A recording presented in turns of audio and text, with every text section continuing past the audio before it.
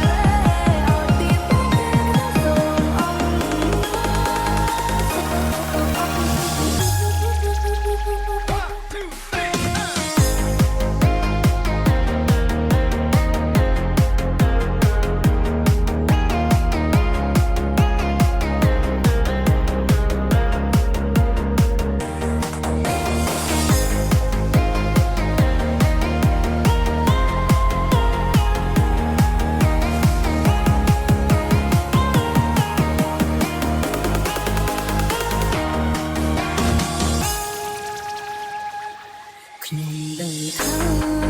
អ៊ំចូលចិត្តខ្ញុំទេក៏ព្រោះតែខ្ញុំអ្នកក្រស្រឡាញ់កូនអ៊ំស្រីព្រោះតែអូនណាអ៊ំព្រោះចឹងខ្ញុំភ័ក្រក្តីស្រឡាញ់កូនអ៊ំស្រីលោកចឹងត្រូវទៅហើយអ៊ំអ៊ំសូមអ៊ំ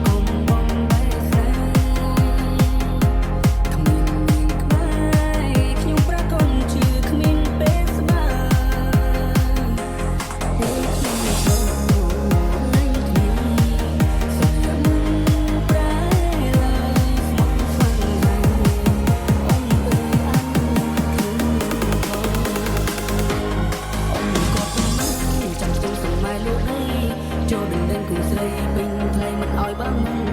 លួយខ្ញុំមានខ្លាំងដែរលួយខ្ញុំសន្សំទុំអ៊ំកុំភ័យមិនឲ្យអ៊ំ